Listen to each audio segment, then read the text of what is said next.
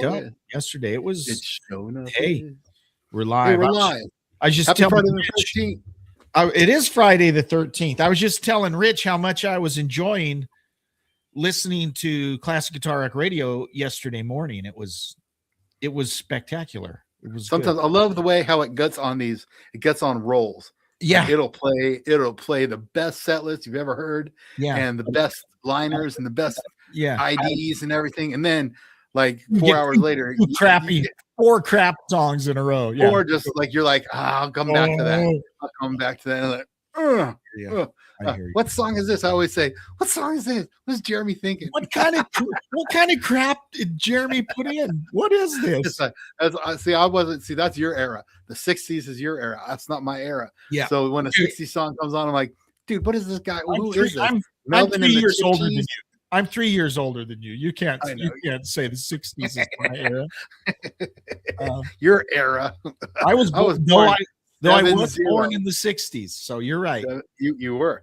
You're I right. am that. What do they call it? The decade. I'm the 70s decade born. Yeah. 70s born. We still are the poster children for public safety announcements. We are 100%. This is your brain. This is your brain on drugs. That's cool. I'm gonna go try it. Okay. Remember the one where the kid finds a kid's pot stash in the drawer, and he's like, "What are you doing with that? Why do you have that? Where did you learn that?" "From you, Dad. I learned it from you." Remember? Oh yeah, that's right. I remember that. Yeah, I do remember that. And they're all like, "Ooh."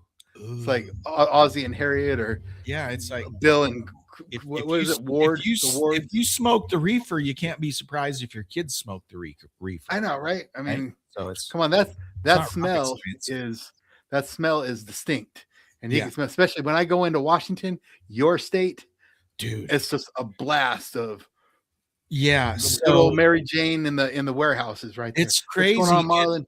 And hi, Marlon. Thanks for being here. Oh, I wish I would have worn the Marlon shirt if I knew Marlon was going to be on. We got Marlon. So real quick, let's put a plug out for our new show on Classic Guitar Rock Radio. Yes. We have a new show that Jeremy actually acquired that we're going to be playing starting this Saturday at 10 a.m. Pacific, and then Sunday again the replay at 8 p.m. Pacific. But it's called The Rewind, and his name's Joe Shannon, and he just plays an hour's worth of classic rock. It's sometimes it's the year, sometimes it's just no holds barred. It's just kind of all over the place. We have a couple shows loaded already. I've heard them; they're very good. So come check it out this Saturday. Very good stuff. But he actually ordered a Marlon shirt. Oh, nice! He wanted the Marlon. I said, "What do you want? Do you want the dude? Do you want the Marlon, or do you want the regular classic guitar?" He's like, "Oh, I definitely need the Flying V." So Marlon, you're onto something there. Buddy. I think the Marlon is my favorite shirt. I need to make some more of those then. I love the dude, but here's the deal. My son stole my Marlon shirt. So I might have to get another one. But anyways, I got you. I got you covered. I'm gonna make some more. Yeah. I'm gonna wash out the screens, but I'm gonna keep the back. I'm gonna do the Marlon shirt, but I'm gonna keep the back of that one and put that on the Marlon shirt too. So perfect. I'll redo the screens and we'll get it done. But I agree with you. I need another dude shirt. My wife luckily has another size. What if we did this? What if we did in the same style as the dude, but one that looked like Ozzy? Ozzy? Yeah, like an Ozzy. Cool. Like I don't know. I'm just thinking. No, that'd be cool. What might be? I was looking for original so we didn't get sued. But I got that one. You're always better at thinking of stuff like that than I am. Rich. But see, you got to think though. If we sell and make a lot of money, we're gonna get sued. But really, look at the parking lot shirt dudes. Those dudes didn't have no license. You know that. They were running around the parking lots selling those cheap shirts that the collar would be all like that. Exactly. Be all sideways. Hey, where'd you get that? I got it in the parking lot, dude. Okay, so Rich, who happens to be wearing, show us your shirt, Rich, happens to be wearing his Invincible Shield. This is Invincible Shield. Judas Priest shirt. So I had one of those parking lot when you said the collar. That's totally what I had. Totally. I had the Judas Priest. It was Screaming for Vengeance tour. So it had the eagle, the screaming war chicken thing on the front. The Hellion. And then the collar was totally like this. And here's what's even worse. It was, remember the baseball jersey style with the 3/4 yeah. sleeves? Oh yeah. So it had that. And not only that, it had black stripes down the sleeves. Really? But the problem is the sleeves were like all twisted. So the stripes look like a candy cane or something. Little zigzag. Yeah, Yeah, that you got was- all zigzag. Yeah, and the Yeah, collar that was was the collar is like this big. You know, you're like, yeah, totally. hey, how you doing? It's like, what happened to your collar? Oh, it's a parking lot shirt, Yeah. man. Don't buy your concert shirts in the parking lot, guys. No, unless they have a sponsored booth out there, then you're good to go. And it's legit. Because when you actually buy the $50 shirt in the concert, they're usually pretty good quality. You're Yeah. right. Yeah, they are. Definitely. So Well, this pre-shirt's kind of janky. This is kind of the same situation I got going on here. It looks good.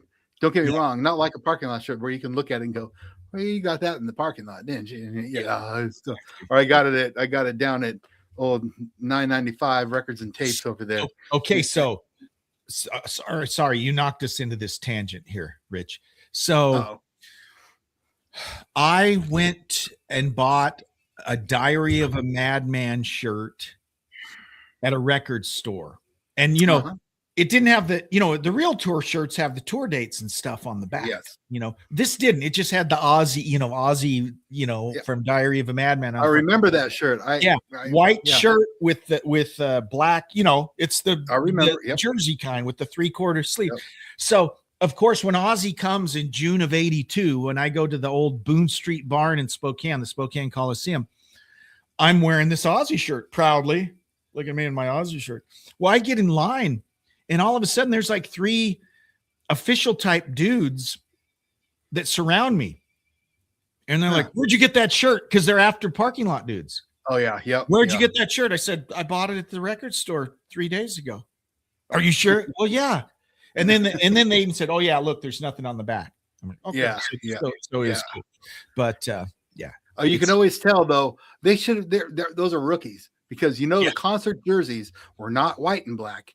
They were gray and black. They were the gray with the black sleeves, or sometimes they were black with the white sleeves, but they were never white with the black sleeves. Those were the record store ones. That's what I had. Rookies. Yep. Yeah, the record store, and that's what I did. We had Duffy's Records and Tapes in Mira Mesa, San Diego. You worked at a record store. I forgot. I did. I worked at Warehouse Records and Tapes, but that wasn't it. My Duffy's was in our Mira Mesa Mall. It was little mom pa little shop, records and cassettes and t-shirts, and they sold all those shirts like back in the day where you go to the local record store and they have all the shirts laid out and they're all cheeseball, but you think they're the coolest thing ever. I bought a British Steel one and all it has was the razor blade, but it was the thickest, silveriest, glitteriest ink you've ever seen, and it was just shining bright, and it's like, and I was like, yeah, Judas Priest, and people are like, ew. That's cool. I got a Judas Priest, a Screaming for Vengeance from Alibaba. It was like before Temu, there was Alibaba, and it was it was like $5, and it's not too bad. But anyway, that's the one you wore when you came over. That's the one. That's the one I wore. That looked like a parking lot shirt. I knew you got that somewhere. It's totally. Yeah, I don't know if 100%. You noticed. It was like a round logo, but it's kind of with the Hellion inside of it. It looks okay, but then it's like they printed it a little too low, so it's almost. I noticed that. I'm like, it is cool. It's all good, man. Hey, so let's just address this. Get it out of the way, because I'm always going to complain about the Rock and Roll Hall of Fame. He must have missed our episode last week, Marlon. Yeah, Marlon we went deep into the Rock and Roll Hall of Fame. He says Adam Carolla had Ted Nugent on, and they talked Rock and Roll Hall of Fame. Adam was complaining about Joan Jett and asked Ted if UFO was in. I will go check that out. Now, I'm not anti-Joan Jett, and I know Ted got grief a couple years ago when Joan Jett was on the top 100 lists of great guitarists. Let me say that again. Joan Jett was on the list of top 100 guitarists. And Ted was like stunned because, of course, Ted's not even on the list. And I'm not necessarily saying Ted needs to be on the list, but absolutely in no universe should Joan Jett be anywhere near the top 100 guitarists list. That's ridiculous. And that's basically what Ted said. He wasn't. He didn't say anything bad about her other than there's no way in hell she should be on the top 100 guitarists, which is completely accurate. And he got so much grief, and even Joan Jett got pissed at him. And oh gosh, so here's the thing. Come on, if she thinks she's like the top 100 guitarist, there's something wrong, dude. Oh, dude, it's something wrong. She is a punk rock guitarist. Oh yeah, always has been, always will be. She plays 4 or 5 chords in her songs, and there's nothing wrong with that. But don't put her on the list of top 100 guitarists. It was Rolling Stone. It was Marlon asked if it was Rolling Stone. Yes, it was Rolling Stone. And the second point that Marlon made, what did Ted say about you? Because I think UFO should absolutely be in the Rock and Roll Hall of Fame. Oh yeah, definitely. I was kind of looking that up when you were like, "Hello." Well, here's the thing. No, in Europe, they're pretty big. They're pretty big. Yeah. But even in the US, you talk to any guitarist from our generation, you talk to Kirk Hammett, you talk to even like Randy Rhoads would talk about UFO and what an influence they were, and Michael Schenker being Tom Morello, our boy. Tom Morello. Absolutely. But he loves UFO. He likes Out in London is like UFO should absolutely be in there. I don't have a problem with Joan Jett being in the Rock and Roll Hall. Yeah, not at all. But Ted, he will never be in there because he's so outspoken politically. Yep. And the wrong call. Tom Morello can be in there. He's outspoken. Yep. He can be in there. Ted can't because it's the wrong kind of politics he's outspoken about. But having said that, in the 70s, those of us that remember the 70s, Ted Nugent was huge. Huge. Cat Scratch Fever. I mean, come on. Yeah. I mean, Wang Bang, you know the deal. Yeah, exactly. I mean, he was huge. Yeah, and Marlon, that's my point. And Adam's right here. Adam said no way Joan Jett should be in before UFO, and Ted mentioned Styx, Triumph, and he's absolutely right. I mean, this is like you say that every week. Yeah, Styx, and what about Styx? There's Styx. What about Kansas? Yeah, I'd forgotten about Triumph. Triumph should. Triumph definitely should be in. Is Cheap Trick in there? Yeah, Cheap Trick. Yes, but you know what? Even that was okay. And I, I'm a huge Cheap Trick fan. I love Cheap Trick. Yeah, Styx should have gone in before Cheap Trick.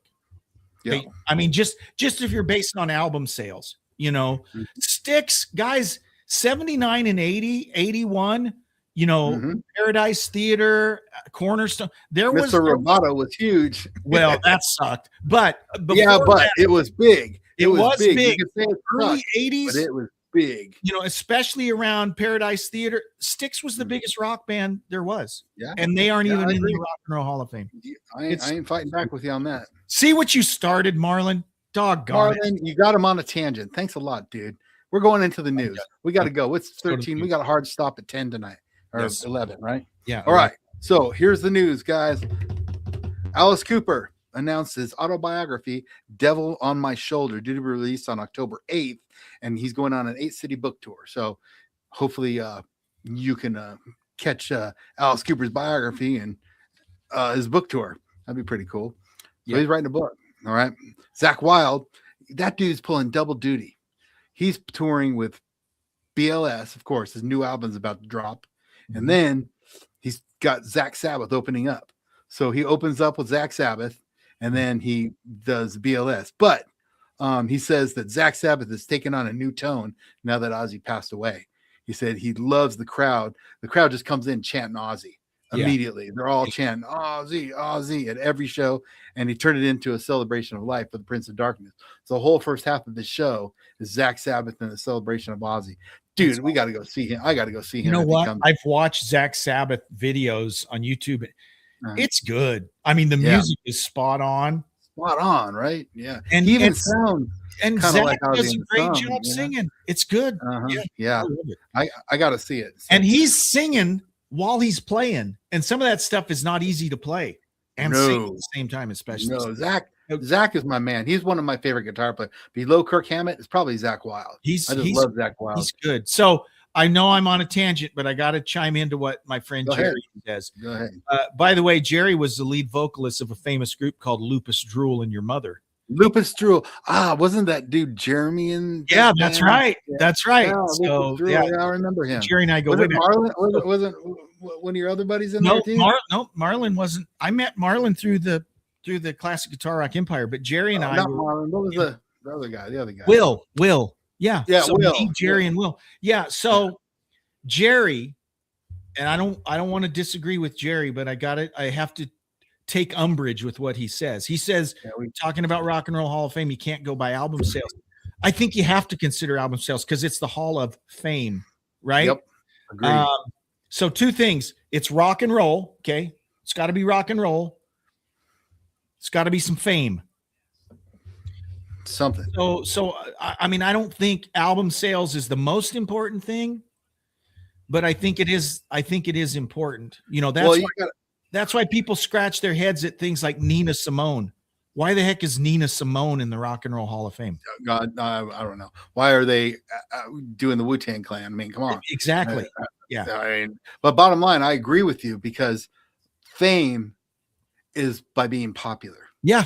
Yeah. You get popular. The only reason you can tell you're popular is it's not because records, you're selling records. Yep. How many shows you're playing, how long you're on the road, how many people you meet, it's just popularity, how many Facebook feeds you're on, whatever. And yeah, I want someone to make the case for me why Ted Nugent should not, without politics aside. I get it if you disagree with his politics. I get that. But I want someone to make the case for me why Ted Nugent and Styx are not in the rock and roll, because they definitely have the album sales. They're definitely rock and roll. Yep. What's the holdup? Why aren't they in there? That's just ridiculous. Well, Jerry is saying and you're right. They didn't have big album sales in the US. Yeah. They probably had sold more albums than a lot of folks that are in there. So again, there's very influential, I like UFO. I like UFO. I love them. I love them. I like them. I think, I agree with everything you're saying, man. Gary's now in a band. If you're in Ohio, if you ever get a chance to see Extra Crispy, Jerry he's the lead singer. And Jerry, here's what's funny. I'm talking about you now, Jerry. Jerry was our drummer, really good drummer, really good singer. And to be honest, he wrote all the lyrics. I would say Jerry, Jerry probably the most talented guy in our band, but now he plays bass. So he's thrown all that away to be a bass player, which that's Jerry. That's it. I just wonder, because that's what I did with my band. I was the guitar player, and then we had no bass player. My friend knew how to play guitar, kind of. Yeah. So I was like, I'll just jump on bass real quick, and I'll just start playing the bass. Yeah. And I played the bass, and then it stuck, and then I played bass and sang. So, but anyway, I wonder if Jerry did the same kind of thing.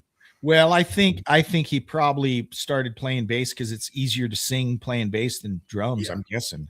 That's for sure. I don't know that, or the guitar even sometimes. Well, and here's the thing: if you're the singer, you kind of got to be out front. I mean, you kind of got to be out front.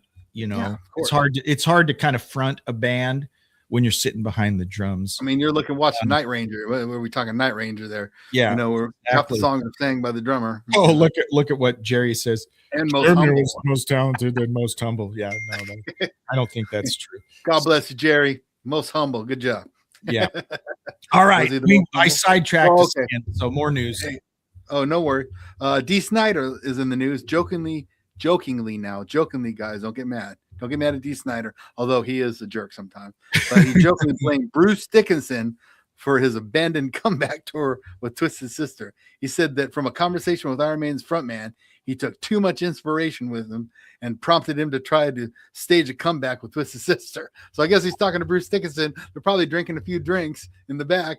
Yeah, man, you should go. You should come back. He still got it. D's like, yeah, man, I'm going to come back and I'm going to do my thing. Yeah. And then he's like, oh, what did I just, waking up the next morning. He probably went on Twitter, announced it, called all his boys and Twisted Sister. Yeah, dude, we're going on the road. And then he's like, okay, because you saw it coming. Yeah. Because he got on, it was like, look, guys, I got a lot of practicing to do because I can only do 2 songs before I'm wiped out. That's why he was opening for Lita Ford, doing his 3 songs. We're not going to take it. I want to rock and stay hungry. Who knows what he's going to play? But anywho, you can't he stop was blaming Bruce Dickinson. So that reminds me one of my favorite stories. Remember back in about 83, I think it was 83 or 84, after Dio left Sabbath, Sabbath puts out the album with Ian Gillan on lead vocals, Born Again. And I was going down the truck about 105 and I was burning.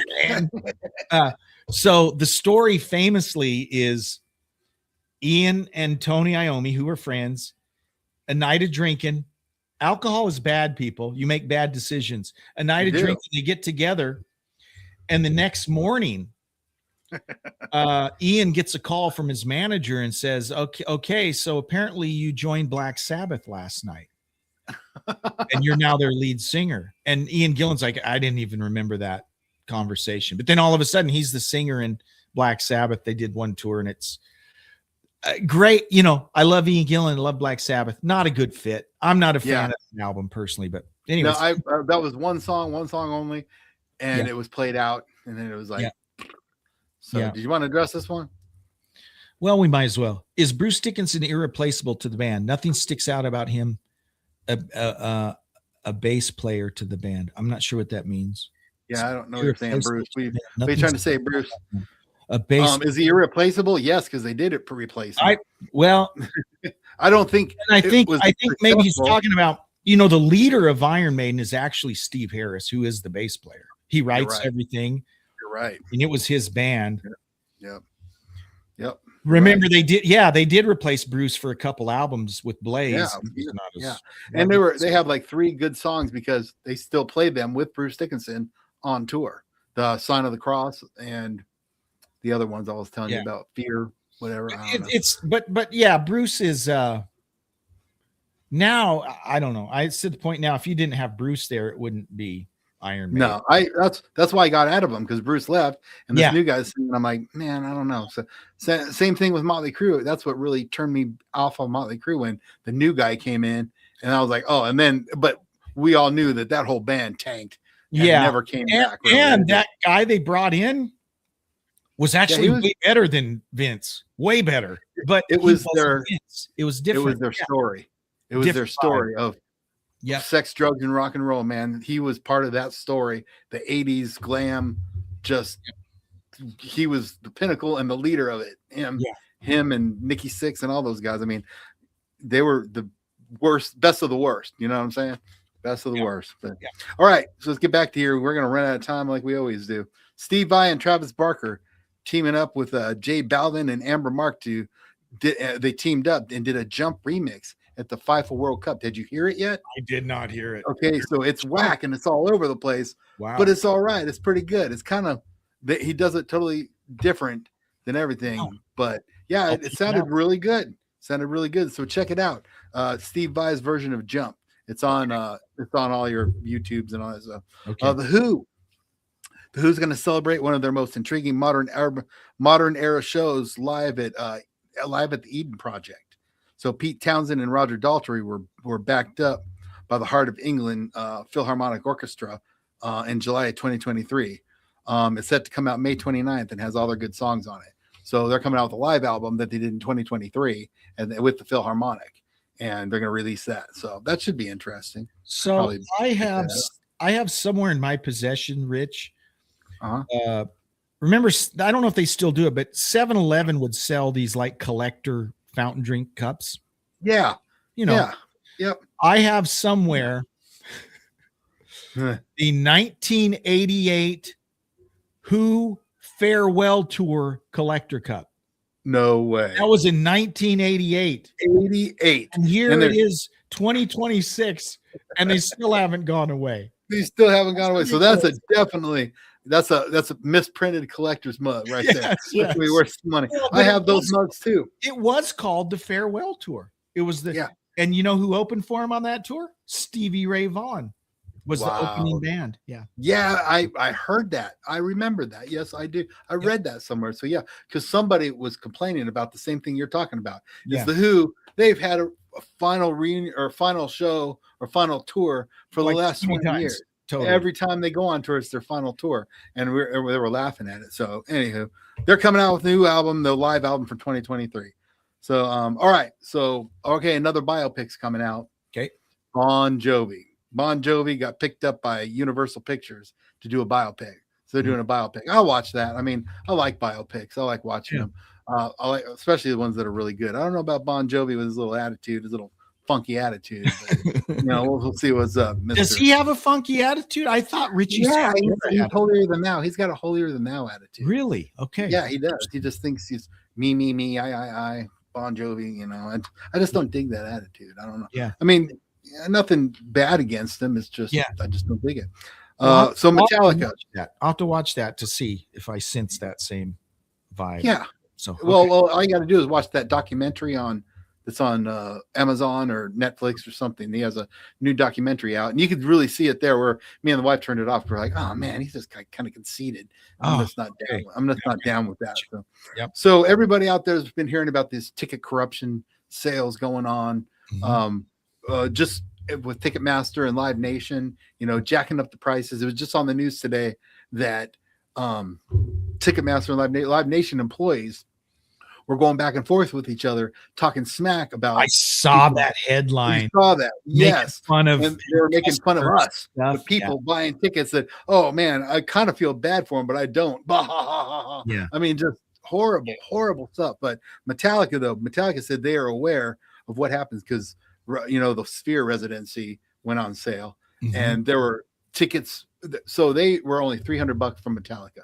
Metallica said, make them 300, whatever. No, they jacked them up to 1,000, and then there was 1,000-hour wait, a 1,000-hour wait in line, just like the Taylor Swift situation. So people weren't getting their tickets. Fans had to struggle with the concert tickets. But basically, Metallica said they're working with their partners to improve the experience. All the shows are sold out, of course, and people were all mad because there was 1,000 people in queue waiting to get their tickets, and then all the shows sold out while they were still in queue. So they're just hosed. So yeah, they got to figure something out because this is kind of becoming a new trend with ticket sales, and the prices are ridiculous, man. Well, here's the problem, and of course, you can't get everyone on the same page. But imagine if a big, and I'll pick on Bruce Springsteen just because he's been in the news for $5,000 concert tickets. Yeah. If everyone just said no, I know. Guess what? Prices would go down. I mean, it's as simple as that. You don't know how hard it is for me to say no. I've said no though to this Metallica Sphere. Yeah. I'm not going. Like back in the day, like I went to S&M 2 in San Francisco. I flew down there with my wife and we stayed in a hotel and saw them. I mean, we got tickets and it was awesome. It was amazing. But I wanted to do that again with the Sphere. But with the ticket prices and all this crap going on, I was like, no, I'm not going to do it. So I said no, but that's very tough to do. Yeah. So people like to get on social media and give their ranting and raving and blah, blah, blah, blah, but they still wait in line to get tickets. And that's the thing. We all complain about it, but as long as those shows keep selling out, why would concert promoters are going to do it? Master do anything different? Yeah, they need to go back to the old school. Yeah. And you go to the arena and stand in line and buy your ticket there overnight. Stay overnight. I know we've all done that before. Yeah, where you stay overnight to get your tickets to go see. Like Dazed and Confused. They're going to get Aerosmith tickets at the end of the show. Remember? Yeah, they're going to the stadium right at 5 a.m. to go stand in line to get their Aerosmith ticket. That's what we used to do, man. Yeah. And then all of a sudden you call in, and then you have to use your credit card on the old rotary phone. You know. Okay, and and they'd send you the tickets in an envelope. That was good old days. We used to have good old days. And Jerry would remember this. If you were going to a show like in Oklahoma City, we lived in Lawton, Southwest Oklahoma. You'd go to the McMahon Auditorium, some little old lady would sell you tickets at the little window at the thing there. Look at that. These are the shows that were canceled during COVID, guys. Oh, wow. These are all my COVID canceled tickets. What do we got here? We got some we got some. Oh, that's Joe Coy. Sorry, and that's Def Leppard. So I got to Journey, row 10. Yep, Journey. Nice. Didn't see that. What other ones did I have? Oh, Megadeth. Man, I was mad. And Lamb of God. Megadeth and Lamb of God. You missed all those, so all those got canceled. These were all COVID. Yeah, and then I missed. Who else was there? Who else we got? Def Leppard. No, that's Def Leppard. We saw Def Leppard. Joe Coy. I saw Joe Coy. I had others that were missed too. I missed a lot because of COVID. Okay, I have to bring this comment over here from Marlon, who says he's not a Steve Vai fan, and I want to just talk about this for a minute. Okay. I tried to be a Steve Vai. First off, I like Steve Vai the person. I always, if I see a Steve Vai video or interview, I totally stop and watch it. I think he's really smart. I like watching him. I think he's cool. Not into his music.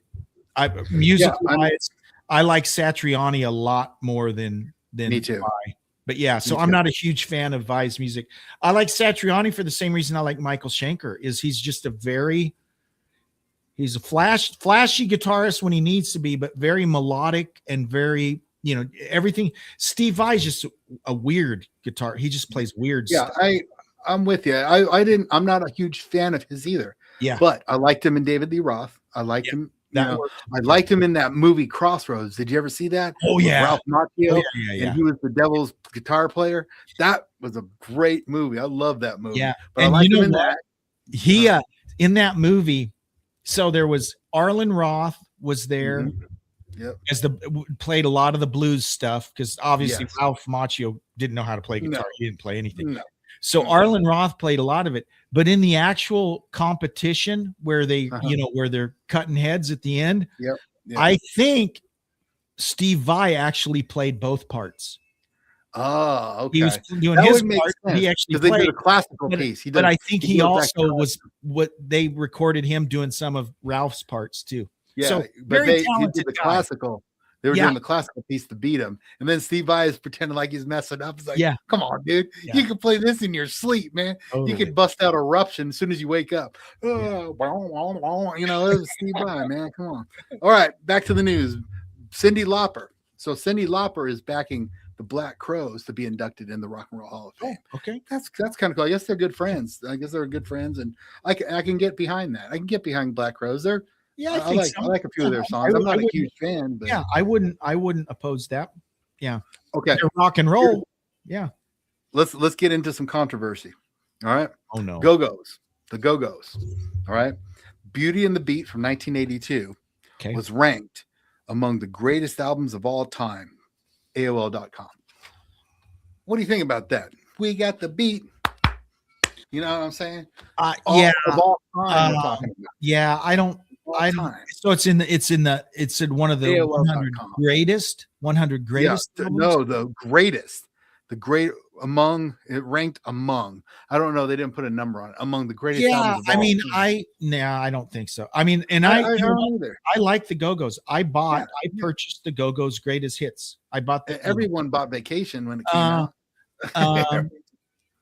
So yeah, I'm not anti Go-Go's, but yeah, I wouldn't have that. I don't. Best of all time. No. Agree. I mean, Go-Go's were cool. That first, they did blow up. I remember every station played. We got the beat. We got the beat. Our Lips Are Sealed. Yeah. Our Lips Are Sealed. Oh my God. Follow-up album was the one with Vacation and Vacation. Head Over Heels. Yeah, there was a bunch of. Oh yeah, Head Over Heels. Yeah, that's over heels. I like that. That's it. And then of course, Belinda Carlisle lost about 50 pounds and she became a solo phenomenon. I know. Yeah, and she had that Heaven is a Place on Earth. You. Mad about you. Yeah. And then, ooh, baby. All right, man. Ultimate classic rock. Belinda Carlisle. Oh, there was one more. Circle in the Sand. Remember that? Oh my! No, that was the Bangles, wasn't it? No, that's Belinda. Is that Belinda Carlisle? Oh, my bad. Sand, I always thought that was the Bangles. Marlon says, and you know what? I will agree with you. Susanna Hoffs is better than Belinda Carlisle. I agree.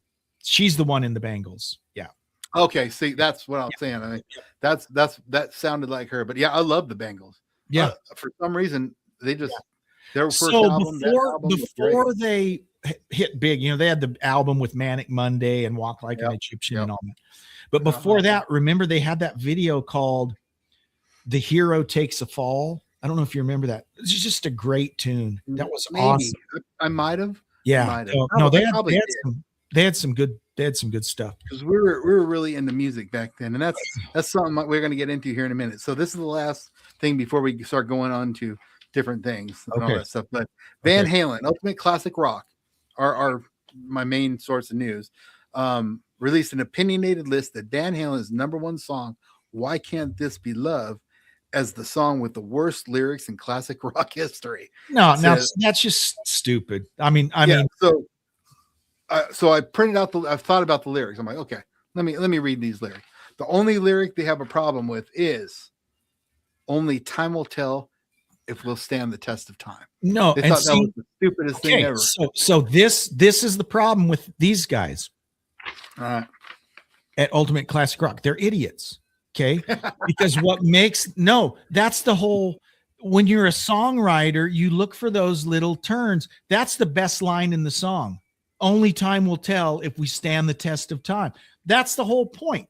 And they miss that. So clearly they're butt plugs. Okay. It's dumb. Yeah. I'm with you. I love the song. Yeah. I don't see any problems with it. That was okay. I looked at it and I said, okay, only time will tell if we stand the test of time. I mean, that's the best line in the song. That's the best. Right. It's not bad. I mean, it was weird for when I first heard the song, because we're used to running with the devil and all these killer songs. All of a sudden they're talking about "Why Can't This Be Love?" Here's the thing. There's a cool Rogan interview with David Lee Roth where, and this is kind of to this point, Bruce, I'm putting Bruce's comment out there because this is I saw that. Yeah. Here's the point. That interview where Roth is on with Rogan, and Dave, he didn't badmouth Sam, at least not in this interview. But what he says is, he says when Sam came in, it was, "Why can't this be love? Love comes walking in." Mm-hmm. Love. It was all about love. Yeah, it was about love. Then Dave said, when I was in the band, it was, "Ain't talking about love." You know, he said it was just a whole. Yeah. That's a good view. Yeah, I never caught that. Wow. Yeah, you're right. One was just the pure. To me, you know, they had more #1 albums with Sammy Hagar. I mean, you could make the case that they were more successful with Sam, and I won't get into the argument with which group is better. It's like two different bands. It's AC/DC with Vaughn and AC/DC with Brian. They're both 100% right. I love them both, and that's the way I am with Van Halen. So I totally agree with you. So I'm right there with you, bro. Right there with you, 100%. All right, 3 classic rocks. Oh no, we talked about this. Let's talk about Gen X. So we talked about this last week, and I wrote it down just because we talked about it. But it says no one will quite have as great a music experience as those who grew up in Gen X. Gen X was an era where genres weren't necessarily as prevalent. Music was more lumped together as a collective experience, and MTV came about giving us the virtual introduction to a wide variety of acts across multiple spectrums that all coexisted. I totally agree with it. That's what we were talking about. Remember, it was just everyone knew all types of music. When the Bangles came out, when Talking Heads, Stray Cats, whatever, we knew it all. Even though I was a metalhead, I knew it all. Funny, just last night, Rich, I happened to one of the YouTube channels I follow, it's I don't remember the channel, but all it does is play Casey Kasem's American Top 40. So last night I pop in to listen to it just came up, so I listened to it. August 18th, 1984. Okay. Cool. So this is literally a week before I started my senior year of high school. Okay. And it was just so funny because like the #1 song, you know, they always start Casey Kasem's show starts with playing the #1 song from the previous week. Yep. So the #1 song the previous week was Ghostbusters. Okay. Oh, wow. Think about that. And then making the debut at number 40 was Twisted Sister. Wow. We're Not Going to Take It. Wow. Let's see the other. I didn't listen to the whole show. The other top 3 from the previous week. One was State of Shock by Oh, wow. the Jacksons. And Oh, my so God. to your point, we had Twisted Sister, we had the Jacksons, we had Yep. Ghostbusters. Yeah, it was It's all and lumped we all together. listened to all of it. Yeah. And we did. We listened to it, we knew it, and then we were more prepared to fight the fight, if you understand what I'm saying. So I fought a lot of fights with the waivers, with Yeah. the rockers, with the whatever the kid, the punks. Right. I mean, Yeah. we'd totally. go, you would defend your music, and like, oh, and then it got to the point where it's like Poison, glam rock, and Yep. thrash came out. That's when the war within the genres started happening. But what's funny, and we've said this before, like for instance, I mean, hard I was hard rock. I like Right. I like Uh-huh. Priest and Right. and Iron Maiden and all of that. Yep. But when I'm in the radio and I hear Borderline by Madonna come on, I'm like, yeah, this is a jam, or I hear Duran Duran, because a lot of it's generational. You would never admit in high school that you liked, Her Name Is Rio, No. right? But No, when it comes on the never. radio, you're like, Yeah, nowadays it doesn't matter. yeah, Dude, we're past that. Man, my wife listened to 80s on 8 on Sirius XM, and she plays it all day long. It's always playing in our house. So you're walking through and you're like walking into a retro bar, you're like, we Yeah. got it cranking all day long. But yeah, I mean, the Reflex comes on, dude, I'll stop and dance maybe. I love that song. yeah, I love love it. Okay, look at what Marlon Man says. card Man card violation. violation. So Marlon with his man kit I card. know when you get as old as we are, we don't even care, Marlon. I know. I really don't. I really don't. I know what I listen to. I know if I okay, here's what it comes down to. If I was in my truck and I'm driving, I'm in my truck and I'm driving, would I pop on 80s at 8 or Ozzy's Boneyard? Ozzy's Boneyard stays up. It just does.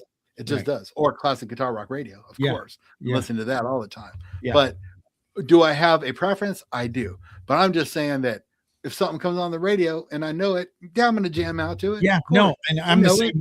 I'm Brings the back same way. memories, man. The Reflex video, when that wave comes out of that screen, I'll always remember that. That is a mark in my thing because I love that whole situation. Again, that's the MTV, the visual introduction to music. That was what really our generation had. Is a But- lonely. All right, let's do major tour announcements in memoriam, and then we'll do Stump the Chump. Okay, Sound good? I'm ready. All right. The tour announcements, Stray Cats. So they had to cancel because of Brian Setzer's ongoing health issues, but they're coming back July and summer. So the Stray Cats are going on tour. Sweet. I wouldn't mind checking those guys out. I like the Stray Cats. Kansas added a new round of tour dates for spring and summer of 2026, and they're sharing the bill with 38 Special, and they're going to swap headliners every You night. know what? I'd go see that show in a heartbeat. yeah. And yeah, I know there's only like one original member in Kansas, whatever. Yeah, but Same we've with talked 38 about Special, probably. No, I think there's 2 originals in 38 Special. I'd go see it because it's probably not going to cost too much. I don't know. And Well, that's they were when they came to the Spokane Live. Remember, we looked, it was 200 or 300 Oh, bucks a ticket. yeah. Kansas. yeah, We're that's like, whoa, that's No, kind of. I'd pay $60 to see them. Yeah, I pay 100. I pay 100. I'd probably go. I didn't pay, okay, 100. That's normal for these days. But guess who else is coming? Sabaton, their new album. They're going on tour for their new album. I want to see them live. They were I want really to see them headline. I Yeah. want to see them I'd headline. go see So if them. they I come, totally would. yep. And then the mighty Sting is coming. He's going to be on tour from November, 5 November. And that's going to be expensive, I'm sure, to see Sting. Yep. Yeah, Sting's going to be one of those. So, all right, in memoriam, you heard about the Boston singer? He yes, let's talk about him yeah, for a minute. Tommy DiCarlo. Tommy He DiCarlo. passed due to brain cancer, and he replaced Brad Delp in 2008. Yeah. So he probably- passed away. Probably everyone here knows Tommy's story. Tommy was a manager at a Home Depot, and Wow. he was a huge Boston fan. He plays a little keyboard, so he'd kind of play around solo stuff, and he'd sing Boston songs. Well, he just posted on his own little, I can't remember where he posted it somewhere, Uh-huh. a recording of him singing a Boston song. I think it was A Man I'll Never Be. Okay. And somehow Tom Schultz heard this and called the guy and said, "Hey, Really? we're putting together a tribute show for Brad." This is right after Brad died. Wow. Would you come out and play? And he's like, this is Tom Schultz. Me? It's called me, Home Depot credit manager, me. And so he goes out, he plays this tribute show, and I guess he did a few songs with him. Uh-huh. And basically they wind up offering a job. So he quits Home Depot to go be in Boston. Sorry. And he did that for a number of years. That's crazy. Could you imagine? Yeah. Can you imagine? And that dude must have been really good to get the attention of Boston. I mean, because that's an original voice that you can't really. He did a respectable job. Yeah, he did a great job. That's really cool. He was only 60. He was only 60. Yeah, I know. Well, I'm telling you, man.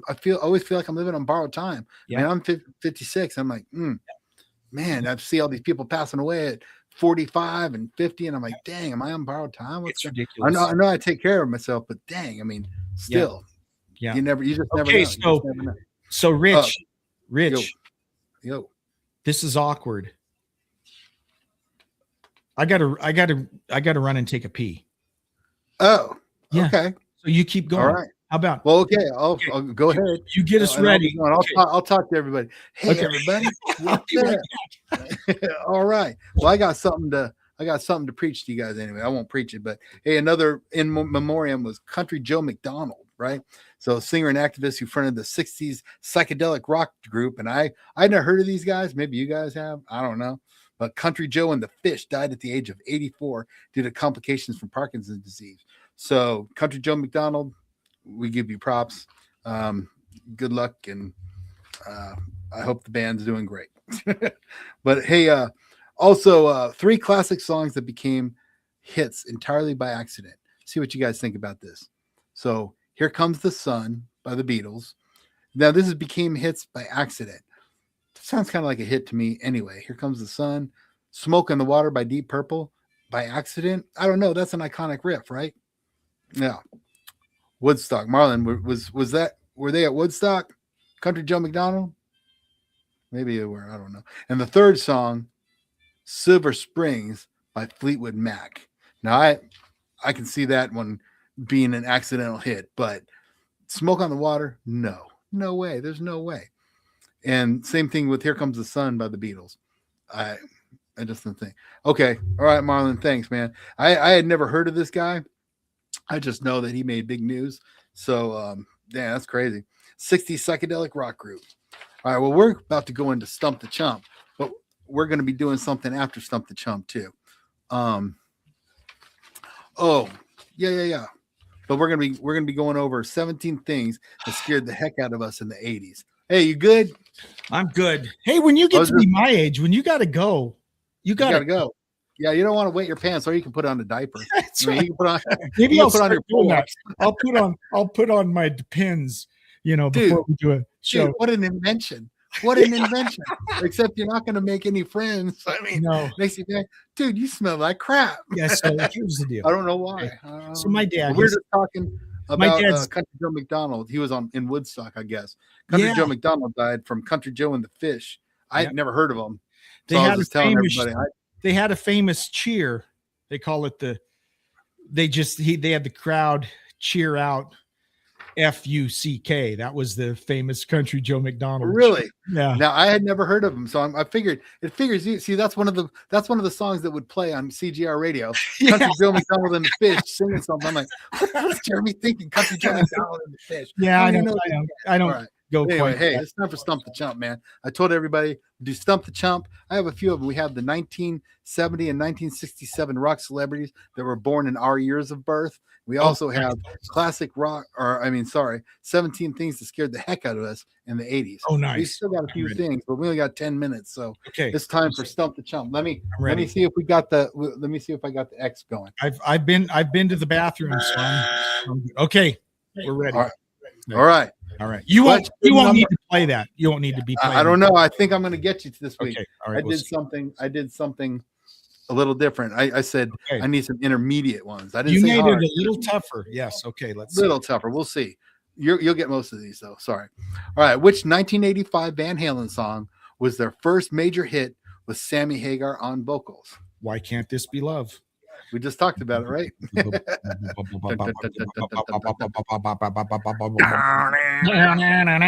that's it. All right. Number 2. What 1985 Dio track from Sacred Heart features the fantasy theme lyric, "Whenever you dream, you're holding the key"? What is it? That's from 85. That's from Sacred Heart. So Yep. The tough one.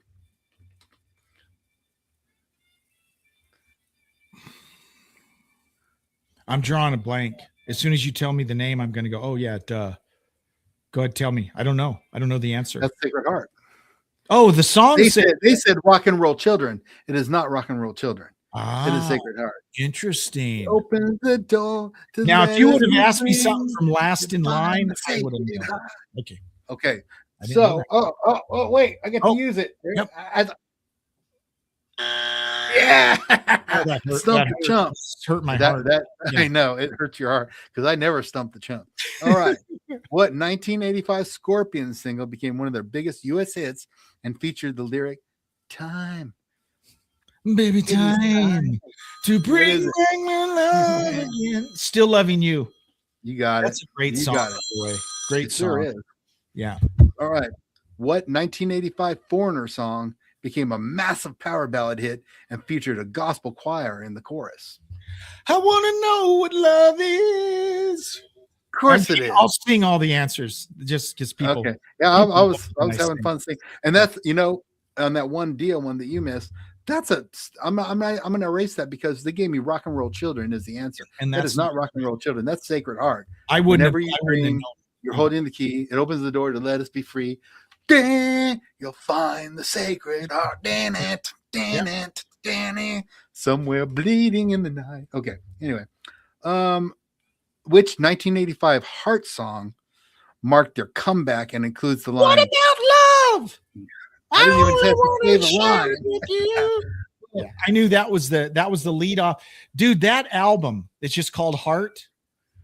That album had songs on the charts for like 2 years. It was a huge album. It was huge, man. I found that at a flea market in Olympia, Washington. Yeah. I found the Heart album. I bought the LP and I still have it. Yeah. It was What huge. about love? Nothing at all. Dreams. These dreams. I guess it's These called dreams. These Dreams. These dreams. Never. Mhm. I think Never was on that. Whoa. Never. Anything you want, we can make it happen. Yeah. I love that album, dude. I bought it. Yeah. I went and saw him. I saw him live. Really? Yeah, when they came on that tour. Yep. Sure did. San Diego Sports Arena. Show did. All right. You got that one. Number 6. What 1985 Bryan Adams track from Reckless became one of the decade's biggest rock singles and opens up with the lyric, "I got my first real 6-string." It's summer of '69. Yeah. Of course, I shouldn't even have said that. Yeah. Come on. I Yep. got my first real Well, 6-string. Until you said that, I was going to say Run to You because that was a massive song. See, Yeah. I'm going to stop singing. Yeah. I'm done. All right. This one has a lyric in it too. I may as well read it. Which 1985 Tears for Fears song? Shout. Blend- Is it No. shout? Oh, hang on. Then it's going to be everybody wants to relive. Oh, or then it's going to be No, you were right. I wanted Everybody wants to to be reward. with you tonight. You were right, but you were wrong at first. You just came out and said shout. I That's know. 2 you missed, Junior. Well, I would have known. I just got I excited. know you would have because it said represented the line nothing ever lasts forever. Yeah. Nothing ever lasts forever. No, it Yeah. doesn't. No. right. You'll get this one, though. What 1985 NXS song from Listen Like Thieves helped push them towards the global rock stardom? Is it what you need? Is it what you Is it what you need? need? All right. You're gonna get this one. 1985 Dire Straits song. Should I say any more? It's money for nothing. Okay. Yep. All right. 1985 Rush song from Power Windows using Big heavy money. synthesizers. Dang, you're Okay. too good, man. All right. So 2. What'd you Okay. get? Well, You got all right. Well, 8 one or of them I just jumped into early. So You did jump into it. Yeah. All right. We got 6 minutes left, dude. All Okay. right. 1960. What we're gonna do? We're gonna name celebrities that were born from our years of our birth. Okay. Classic rock celebrities. Okay. So you got some cool ones, man. Okay. Let's Well, hear you it. got the best one. You I'm got 1967. So these are 1967. You rock are related celebrities born in 67. born in 67. Okay. I'm ready. You have Zach Wild, January 14th. Nice. Lucky. Nice. Dave Matthews, January 9th. Yep. He's annoying, but I'll take it. Yeah. You know Bill Leverty from Firehouse? He's from Firehouse. Okay. All right, January 30th. Peter Loran from Trickster, January 6th. Okay. John Myung from Dream Theater. Oh, he's the bass player. Yeah. Yes, January 24th. Chad Channing he's the original Nirvana drummer. I didn't know that. Wow. Chad Channing, January 31st. Steve Harwell from the frontman from Smash Mouth. Wow. January 9th. And Fat Mike from NoFX. Fat punk Mike. band. Remember NoFX? Yeah. January 31st. So here's some other people, not necessarily rock, that I know are the same age as me. Will Ferrell. Oh, okay. Same year. Keith Urban. Really? Same year. Yeah. Oh, 67, okay. all born in 67. But here's the thing. We listened to bands that obviously were older than us because we were listening to them as teenagers. So a lot of the people that were born in the year we were born, they might be in bands that we'd never really got into because we were listening to the old bands. So I'm interested to hear the 1970. Yeah, Zach Wild is pretty. That's pretty cool. Yeah, that's awesome. Really cool. I mean, I didn't realize I thought he was older than that. I thought he was like 65. But I got then you think, oh yeah, he came on No Rest for the Wicked, and he was young. He was like he must have been like 19. He was 18 or 19 years old, 21. Yeah, he was young. Skinny then. Yeah, he was skinny, young. Didn't have his facial. Didn't look like the Scottish Conan the Barbarian, Conan Lord that he is today. Yeah, biker. I wouldn't if I ran into Zach in an alley, dude. I'd just be like, he's just big. Dude, you want my money? Here's my money. Yeah, you take whatever you need. All right, 1970. We got Zach De La Rocha from Rage Against the Machine, singer. Okay, all right, and that's the singer. That's the singer, right? I don't know. Zach De La Rocha, I think so. I don't know. January 12th. Troy Van Leeuwen, the guitarist for Queens of the Stone Age. Cool. Richie Kozen, that's kind of cool. From Poison and Mr. Big. Dude, he is he's the guy with Ian or with Adrian Smith from he was in Winery Dogs. So it was Richie Kotzen, Billy Sheehan, and Portnoy on drums. If you find videos of Winery Dog, you got to watch it because I never even knew that existed, man. Dude, he's a monster guitar player, and he plays with his fingers mostly, and usually playing Telecasters, but just rocks. But he sings. He's an awesome singer, super talented. He makes me that mad. album is what is it? White Light or Black Light? Black Light. It's good. We played their songs, the new song, for a while on our radio station. Yeah, they're really good. But so I share my birthday with him, birthday year. Mark Trojanowski, drummer for Sister Hale. No idea. No idea. Donald Tardy, the Obituary drummer. Now I listen to Obituary. They're a death metal band. Nice. So Obituary drummer, that's kind of cool. Greg Brown, the Cake guitarist. So those are the guys from 1970. Nothing really standing out on that one for me.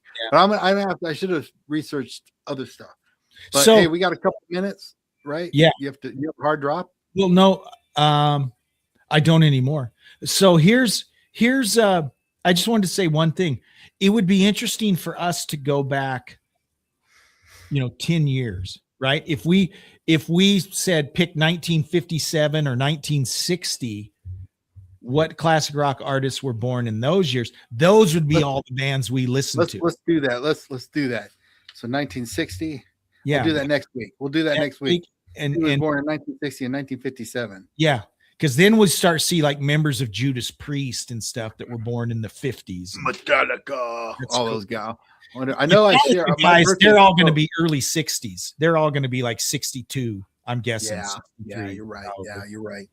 You're right. Oh, so okay. So what we're going to do now is we're going to rock and roll through 17 things that scared the heck out of us in the 80s. Okay. I loved this. I loved going through this list. I remember it. But on the TV Guide, the 1983's television event, The Day After, It was about a nuclear war between the U.S. and the Soviet Union. I remember that, and I everyone was remember that. freaked out after they saw that. Like, Remember when they showed it on TV, they actually had a little focus group after the movie, basically, because they knew people would be freaked out. So they actually had like an interview with audience members and stuff. I remember seeing that. And we talked the 80s was big. a lot. The Cold War. The Cold War was big in the 80s, and us in Russia, you know, I mean, look, Rocky IV. I mean, that was a big thing. You know, it's like, no, we're at war. Hey, you got time to go through this, man? I do. Yeah, I'm good. Okay, good. I do too. I don't have a hard stop anymore. And I don't have, I probably won't have to pee for at least 10 more minutes. So I know that's good stuff. Good job. Way to get rid of that. Way to get rid of that. That's good stuff. All right. Here's another one. I remember I was scared to go see this movie, 1978's Piranha. I was not allowed to go see that movie, dude. But and we out, and it might be even on your list. But like when Jaws came out and Piranha came out, people were afraid to go in the water. I know Jaws. No, that's not on the list. But Piranha, I remember. Yeah. And everyone was scared. And I watched it now. Like they have like Piranha, a remake. Super stupid. These fish are like little rubber fish coming at you. And they're like, come on, man. Come on, man. I was like, I have a story about Swamp of the Slithis. It was a movie, but I'll tell you about that another time. Okay. All right. Number 3, Evil Kids, The Omen, Children of the Corn, The Exorcist, The Shining, those twins. They're all super creepy and they were all freaking me out. I know Children of the Corn messed me up. The book. I never saw that. Never saw it. Yeah. I read the book and it messed me up. I was like, these kids are going to take over the world. I thought we were dead. And cornfields, forget it. Oh my God. I mean, that's number 4. Children of the Corn brought up the cornfields. Cornfields were turned into a death trap. You were going to die. Every horror movie had cornfields in it. Yeah. And Children of the Corn sparked that. But no, The Exorcist, dude, that was the scariest movie ever back then. Yeah. I mean, I know you saw that and you were like, whoa. I had to, people were leaving theaters. All right. How about this? Do you remember in 1982 in the Chicago area, Tylenol was laced with cyanide? I do remember that. Yep. So I do remember that. Yep. Yeah. Hey, Marlon, you're right. It was made in Iowa. Yes, it was. Children of the Corn. Yep. Yeah. Back 40, or what do they call it? He who walks between the rows or behind the rows. Mm-hmm. Yeah. I was scared of He Who Walked Behind the Rows. All right. Number 6 is straight up being on a milk carton. That was rough. Yeah. They don't do that anymore. They don't do it anymore. No, they don't. But man, you like took it serious, man. So anyone that's too young, they used to put missing kids on the milk cartons, which you think about it, Rich, that was a really smart thing to do. I don't know who came up with that idea, but it was a great public service, actually. It really was. The idea it freaked you out that like, people were being kidnapped and they're missing, and they're like, you pick up the milk and you're like, and you look at their face and you're outside like looking for them. You're like, hey, this guy's missing. And I think he was from our state. And that scared the bejesus out of me. All right. So Tylenol laced with cyanide. Yes, remember that. Scary stuff. I don't remember having it a big problem though with Tylenol. I took Bayer, so I was like, whatever, we're good. Yeah, I always took Tylenol. I remember there for a while, for a few weeks. Don't take Tylenol. In fact, they took Tylenol off the shelves, so you couldn't even buy Tylenol for like 3 weeks or something. Yeah. Yep, I remember that. That was big. Yeah. All right. So flies on the window. That was freaked people out. The Amityville Horror. Oh, so many flies. Hey, take care, Marlon. You take it easy, buddy. Yeah, but so many flies. Flies on the window, said Amityville Horror, All right. Now, I remember this. The alien cyborg Bigfoot from the $6 Million Man. Do you remember the Bigfoot? I remember it. I had him. I don't remember it scaring me. It freaked me out because he was creepy looking. Dude, look up a picture of the cyborg that fought Steve Austin. That's right. In the $6 Million Man episode. He was from space. I forgot he was a cyborg. He was. And he had like these glass looking eyes. But he was all but you know who it was? I did not know this. It was Andre the Giant. You're very good, very good. I had the figure, so I had the Steve Austin figure where you look through his eyeball. Yeah, I You had saw the that? figure, Had and he's in that? the little Yeah. rocket. He came in the little rocket thing when you bought him. Yeah. Yeah. Yep. And then I had the Bigfoot. I bought Bigfoot. I remember I got it for Christmas, but he was huge compared to Steve Yeah. Austin. He was like 12 inches, and Steve Austin was only like 6 or 7 inch figure. Yeah. But yeah, I totally remember the Bigfoot. All right. Thanks to Gilligan's Island. You may appreciate this, Gilligan. Totally. You don't look like Gilligan, by the way. I'm I just used letting you know. I used to. I don't think so. I saw a picture of you young. I didn't see you looking like Gilligan. Anyway, thanks to Gilligan's Island, you were convinced that quicksand was real, ever-present danger, and it was in your backyard. I remember making mud pits saying that's quicksand, and everybody sunk in quicksand. And God, I was scared of quicksand. We always thought that quicksand was a much bigger risk than it actually has turned out to be. Yes, exactly. Sure. It was in your backyard. It was in the canyons. You watch out for quicksand. And every game you played, something was quicksand. Like us back in the day, we make up games to play because we didn't have all this technology and so people telling you what to do. You make up games, and you'd like jump. You jump from couch to couch. That's quicksand. You can't touch the lava. Quicksand or lava. One of the two. Quicksand or lava. Everything was quicksand or lava. Yeah. Anywho, all right. Here was a big one, and I was scared of this one: razor blades and apples. Oh yeah. Trick or treating. No, don't take any apples. Yeah. Halloween 2 messed me up because it came out before Halloween, like Halloween movie part 2. Like part 2 had the kid with the razor blade coming out of his face, and he's like, and he's in the ER, and that was Halloween 2. But I remember the rumors of don't get an apple. If you get an apple, throw it away. Everybody threw. And was there ever actually a documented case of there being a razor blade? That's a good question. I don't know. But maybe. But everyone was scared of it. I remember that. Yeah. Okay. Here's the next one. Number 11. Thinking Dungeons and Dragons was totally cursed. Oh, evil. Yeah. Oh yeah. If you played Dungeons and Dragons, you had problems. Yeah. I mean, you were a demon. Yeah, I remember. And then remember in television? Oh yeah. Oh yeah. You remember in television with the little buttons and the keyboard and you have the little thing. Yeah. So Dungeons and Dragons Advanced on that one. If you played that online, no one wanted to play it. Like, no, I don't want to play Dungeons and Dragons. So my senior year in high school, I wrote for the school paper, and I had a big feature story in one issue where I went and interviewed a real psychologist about the dangers of Dungeons and Dragons. That was my story about D&D and stuff. My angle was I talked to the psychologist, and even the psychologist was like, look, if you take anything to extremes, it can be unhealthy, but he's which we all knew that. But anyways, that was my big breakthrough feature story was the dangers of D&D. I should find that. I can't remember what the headline was, but dang, that's crazy. That's cool though. That's kind of cool. Dungeons and Dragons was Satan. Yes. Everyone was scared about being abducted by a UFO back then. You were always scared to get abducted. Fire in the Sky, that movie, remember that? Yeah. And that was a real thing. People were freaked out about getting abducted by UFO. And that was those late 80s that movie, what was it called? Communion. That movie that book by Whitley Strieber about he was supposedly abducted by aliens. Yep. Yeah. Mm-hmm. Crazy. Yeah. They made a lot of movies on that one. Yeah. This one was for me. The Bermuda Triangle. Oh yeah. Man, dude, I watched a movie once. I actually spit this story on the Classic Metal Vault. But there was a movie back in the 70s. I had the name of it for the Classic Metal Vault. I had researched it and all that stuff. But it was about these two that get sucked up in the triangle, and then like it's something about a sea turtle, and they take them to an island, and like they turn into sea turtles. But it was a freaky movie. It was all mess. Me and my sister watched it, and we were messed up from the Bermuda Triangle ever since. So everything that went through the Bermuda Triangle died. If it was a plane, train, automobile, ship, whatever, you were dead. You were a dead man. Don't go around the Bermuda Triangle.